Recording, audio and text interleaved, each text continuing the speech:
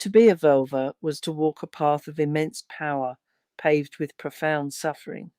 While the sagas often paint them as revered figures, the reality of their existence was defined by social liminality and isolation. As a traveller between worlds, the Völva was eternally the other. She lived an itinerant life, moving from farm to farm. Though hosted with ritualistic grandeur, she remained a permanent guest, never a neighbour, never a mother, and never truly at home.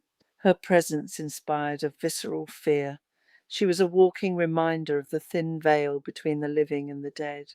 This isolation was compounded by the taboo of Seiðr.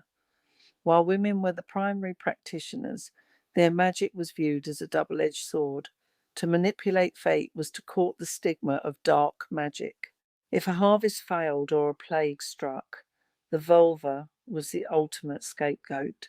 She faced constant accusations of sjónhverfing, deluding the eyes, and lived under the shadow of ergi shame. For a Völva, a missed prophecy wasn't just a professional failure, it was a death sentence. The physical and mental cost was equally harrowing. Ritual exhaustion was the price of her sight. Entering a trance was a violent, grueling ordeal that left the seeress physically shattered and chanting until hoarse. She carried the psychological strain of the burden of knowledge. To see the burning of Asgard or the death of a neighbour's sons meant living with a trauma no one else could share. Furthermore, her power was rooted in necromancy.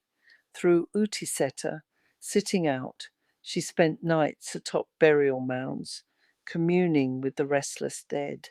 These rituals were polluted and grisly, involving the blood of sacrifices to bridge the cosmic gap, living her life stained spiritually and literally by the machinery of death. Ultimately, many met violent ends.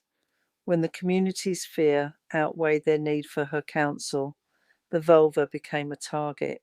Sagas describe seeresses being stoned or drowned with bags over their heads to neutralize their evil eye.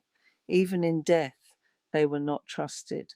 Archaeologists have found Völva staffs intentionally broken or pinned down in graves to ensure the seeress could not walk again. She was a woman who defined the courage of her age, but she did so from a position of heartbreaking loneliness.